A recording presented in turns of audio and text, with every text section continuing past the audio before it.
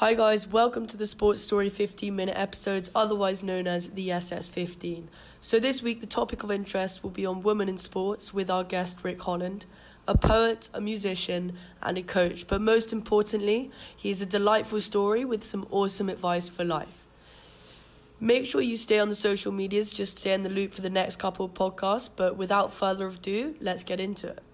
Okay. Start off with, I'd just like to talk about you and specifically, I suppose, your career path, because I know you're a man of many talents. Quite random as well, I guess, poetry and then coaching, So can you just sort of talk me through how you've got to where you are now?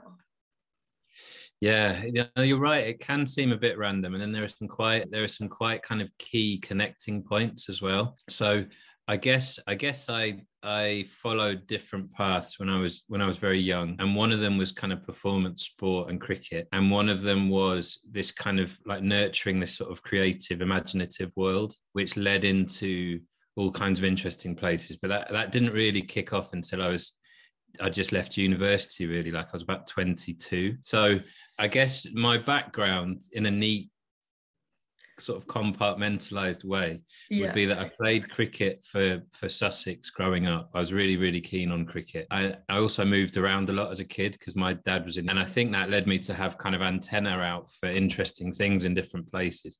So I got distracted away from cricket in a way by live music particularly, and just culture in lots of different ways. But so I absolutely deeply love cricket, as you know, and I also have these kind of the deep love and interest in music and words and culture generally. Like the connections, I guess, is what links these two crazily different worlds together. It's that kind of, there are communities and connections that are quite obvious to me now that are maybe not that obvious if you put those two things side by side. When you put it like that, then it does seem to have connections. That's actually really cool. I didn't know that at all about you. I'm actually really glad to hear that bit, because I've always feel like I've had to slightly suppress my creative outlets. Like I like writing poetry and even raps. I'm not good at rapping, I like writing, but I always think no, sports can't do the creative stuff. So it's actually quite inspiring. But well, there's something about, I don't know if it's like this country or like the point in time we're at the moment where it's kind of frowned upon to have lots of different things going on, and there's sort of an era of specialization almost. Yeah, definitely. And I think people that have too many interests tend to be looked at as kind of amateur in some way. Or sporadic or something. Whereas I think possibly like a future path, really, it kind of lends itself more to people that have these different dimensions to them.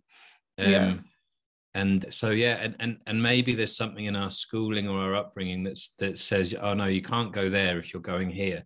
And really, it's nice to hear that you do that stuff too. It's like I was the same when I was even at university. I was still very private about what I did creatively. And it was only having friends in London, people kind of brought it out of me when I left uni. And the stuff that I was doing very privately, I was able to share collaboratively, like with musicians and with people that were excited by it as well. So I guess that's the another connecting thread with the cricket and the artistic world. It's like just being in an environment where people can not be fearful to just be themselves and to try and improve. This is very true. That's a really nice connection. That's a big thing. That really is a nice connection. But no, this is, I genuinely, obviously, I'm so glad that we're doing this now, because everything you're saying right now, I'm resonating with so much, because I lived with fashion students last year. I live with art students this year. My twin sister does art. I live with, and my brother, he's actually into like psychedelics and stuff. But I live with people with very creative minds, and I'm going down a more sort of, I don't know, straight sort of line. But it's nice to hear that you were able to break through into both areas. Okay, so when did you kind of because do you still do poetry? Do you still do these creative things? And I still, so I'm in my 40s now, and I still feel pressure from time to time to specialize, or to, there are people that will raise an eyebrow and say, well, if you're not fully in this,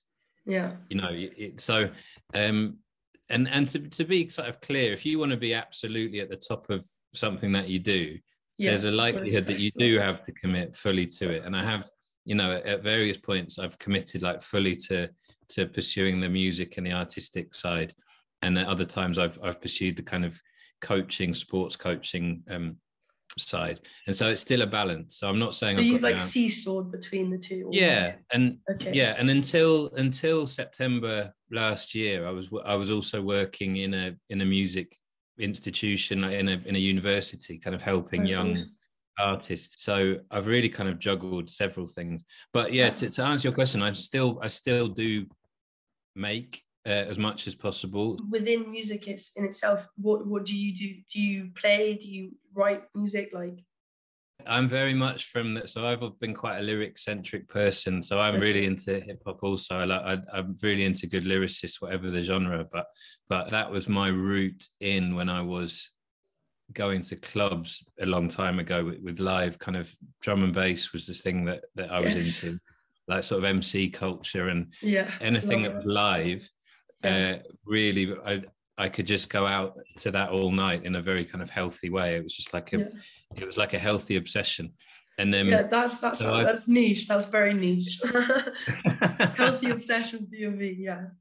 Yeah. And so my musicality in a way, words wise, came from listening to lots of lyricists. And so I've worked with musicians as this kind of almost like a translator of musical vibes into words. And I've just played with that for a long time now, and it's taken me to some interesting places. I've written words for quite a lot of electronic musicians, but also for kind of orchestras and for singer-songwriters, and I've had a go at kind of quite a lot of different styles. I want to get away from the music industry and get back into coaching, and just ask now, like, so with coaching, I mean, if you got into the creative world after uni, when did you get into the coaching world? When did you good question. So I was very lucky that when I was playing, so I played a lot. I played for Sussex youth teams and up to what would now be academy and sort of second 11 standard. And my dad, so credit to him, where he got me onto a level 1 coaching course when I was 16. So I was about as young as you could be. And I didn't really want to do it at the time. I can imagine. But even doing that course, it just I realized how interested I'd been in coaches that had been coaching me. Consciously, you hadn't realized. I think so. Until then, until it came into putting it into practice. And then to put some names on it, when I was at Sussex, the coaching staff there were people. Peter Moores is a name that people will know of, and Les Lennon, Chris Waller was another one, who were really, really engaged with developing youth cricket. And I was very lucky to have coaches that I could tell what their methods were, and I was aware of them while I was playing when I was very young. And so I started off that coaching kind of journey when I was 16. I did my level 2 when I was just leaving uni, and kept my kind of eye in with all of that, and then did my level 3 when I came back to cricket again in my 30s. And so that's my route in. And what got me going really was the ability for a really good coach to create a scenario or an environment where a player can kind of grow and develop. So that is, you definitely do that. I think you're very observant as well. That's good to hear, but it really takes the player. There's a kind of a symbiosis. There's a player and a coach relationship, or a group and a coach relationship, where you can provide the ingredients, but it really needs people to turn up and kind of of course, enjoy that environment and develop. And I think we've got that up in Leeds. I was going to say, how did you? Was it just by chance that you got into the women's side of cricket, or did you choose to go down there? How did that all end up like?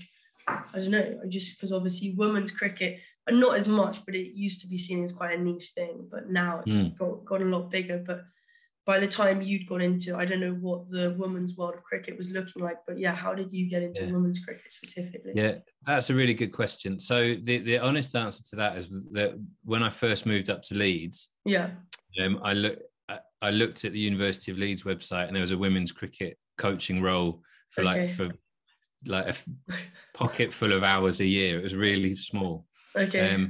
So it found me in that sense. Okay. But also, again, based on my experience of kind of growing up, having seen, I mean, there was this kind of culture at the time that was quite dismissive about women's cricket. And I was, if somebody says something like that to me, like, oh, so and so can't do this, that is an immediate kind of fire for me. Yeah. Because the women that I've coached have been as able as men, obviously goes without saying, right? And have just not been offered the same opportunities. So for me to get stuck in and develop it from a kind of handful of people turning up at a university into this kind of more like academic setup, that's been because I just like being part of something that is thriving. And there's a stubborn part of me. There's a stubborn part of me that if people are not particularly welcoming of it, I'll try even harder. Well, I mean, like, I think part of the reason I wanted to touch on this topic with you, because you're a guy coaching women, and you've already answered one of my questions, which was working with women. Has that made you kind of see into a woman's world of sports, and how, you know, in terms of capability, it's just as much there as it is in the men's world. And it's awesome to hear that you've got this sort of stubbornness about you, that, you know, you want to fight for that. But I don't know, I'm just sort of wondering, in general, what do you think of women in sports? Or unless you want to narrow it down and think of women in cricket, like, would you say it's sort of, I know it's on the rise, but would you say, I know there's not a fair kind of or an equal balance yet, that I'm sure there will be, but, you know, where do you see it going? What do you think the future of women in sports is, or in, let's say, cricket specifically? It's such an interesting question that's worthy of like an hour, isn't it? There's a built-in redundancy to me, right? So I am a kind of aging man. Okay. It doesn't really need me to be involved. There are women now, because of there are more opportunities. There are qualified women coming up through who've played the game and who should be taking over and will be very soon in all of these kind of roles. And I think the idea that there has to be a kind of gateway through a kind of a male involvement will become obsolete, and it can't happen fast enough. But at the moment, you're right, it's not level, because there's this kind of great vacuum in history of where women haven't been offered the same opportunities. And it's the same, that's what's happening in cricket. It's like at the top level, there are these exciting opportunities. 2 years ago, people probably wouldn't have believed you that stadiums would be full of people watching the women's tournament would be as exciting, if not better, in my opinion, than the men's tournament. So a lot of people have been saying that, actually. It's quite exciting. So there are opportunities at the top, but there is still this kind of like player pool wise, there is not a lot, and then there's not a lot of high quality kind of structural lower down in the structure. That's definitely. Like development stepping stones almost. It's hard to. You can't really rush that stuff, but it needs to happen as quickly as it possibly can. But that's why there is still this kind of, if there is any disparity in quality, it's only because of the sort of, the men have got 100 and whatever years head start. It's true. Structurally. Exactly. But that's being challenged and overtaken. And I'm all for it. I can't wait. So women's sport, in an ideal world, it doesn't really need to be called women's sport, does it? It's just sport. No, it is. I've always wondered actually that. I'm like, will it ever stop being called women's sport? I mean, it's nothing like, I don't get like, oh God, that's so like, what the hell? But it's, I don't know, I understand, you know, there's differentiates between the two, but it's like, it's not men's sport and women's sport, it's sport and women's sport. So it is a wonder, like, is it just going to be sport for women? But I think it's good that you touched on. I know everyone does know the history in terms of, well, I hope they do, of women in sports. You know, at one point, women weren't even allowed to play sports. And hence that gave men this incredible length of time to really pursue themselves. And, you know, where they are today, like, they've had this incredible head start, whether it's in the media or just, I don't know, ability. I think people forget that. And a big argument people have is, oh, but men's sport is better because they're faster, because they're quicker, because da. And I understand that to a degree, but at the same time, there are men in the world and there are women, you know? And it's like, do you not want to see the best of the men and the best of the women? Rather than just saying, oh no, I just want the men. But yeah, I think that's awesome from your part, just because it's so true what you said.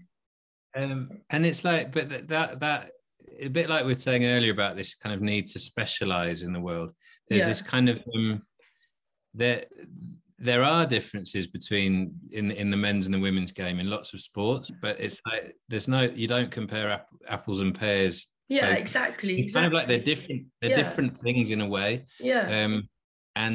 And I would, like I said, the women's 100, it's not just me being biased. It's like I actually genuinely preferred watching that format of cricket. And the same way that I've genuinely enjoyed watching women's tennis more than men's at various points. It's changed over. Yeah, no, it's true. It's true. So it's like sometimes there doesn't need to be a comparison made, and they can be slightly different versions of from the same tree. Yeah. And I've heard it for years. When I first started coaching women, people would say things to me like, oh, in this form of the game, girls aren't able to hit the ball over the top, or they're not able to hit sixes. Like, genuinely, this is like 10 years ago, people would say that. And it's just nonsense. It's just, but you just have to kind of, there's an element of people who've been around the game for a while will recognize that totally. You just take that on the chin and then just show actually that there is no difference in that. There is physiologically, there's a slight difference in bowling speed, and I don't think that will necessarily change dramatically. Yeah, but that doesn't mean anything. It's just a different. Exactly. Just a different thing. Yeah. I think so. I think you're right there. But yeah, so I really want to carry on. But I just wondering, I guess, because this is like a personal coaching development thing, that's the bottom line of this podcast. So quite a broad question, but do you have, let's say, like any advice or just like input to give, not even, I was going to say young athletes or, you know, even female athletes, but just, you know, people, let's just say people in general, because, you know, going back, I really like what you were saying at the beginning. Just for me, you've already given me inspiration about your seesawing balance of the creative world and the sports world. So working off that, would you have any advice for people? Yeah, just in life. Yeah. So advice for people generally would be to have the courage to listen to your own voice and what your own voice is telling you. And that's not the same as being kind of like my life is a movie and everything revolves around me. Like, I'm not saying that. Yeah, I'm saying, but listen to the thing, listen to your natural interests, and build on them. And if they are things that aren't meant to sit next to each other, just think that those pressures are external all of the time. It's like you can create a life based on your core interests, and it's going to take hard work, and it's going to take turning up, and it's going to take, you know, there are going to be times where you accelerate and learn an awful lot. There are going to be plateaus, but really you are able to develop based on those intrinsic kind of authentic feelings, and not to be put off. And I think this sort of the rush to specialization, sure, if there are going to be times where there is no alternative but to kind of really focus on one area properly, but equally, the very best in the sporting world, I almost guarantee if you delve into their personal lives, they will have other interests and fires happening that have enabled them to reach a level of kind of maturity or openness that means they are excellent, you know, like a Richie McCaw, or there are just a lot of people out there who have developed as human beings, and their excellence has gone up. No, definitely. Well, with that advice, I know for me alone, that's inspiring enough, because like I've literally had this battle so many times mentally, like trying to figure out, oh God, I can't do this because I've got to specialize in sports marketing. But you are very right. You know, it's eye-opening, to be honest, because like I think the education system has a lot to blame for that. I mean, not entirely, but in my head, my reasoning would go a lot towards that. But yeah, I definitely, from moving on from here, I want to sort of excel in my other areas, even if it has nothing to do with uni. Anyway, Rick, thank you so much. Pleasure. Thank you for listening, guys, and to Rick. I'll catch you on the next one. Until then, stay active.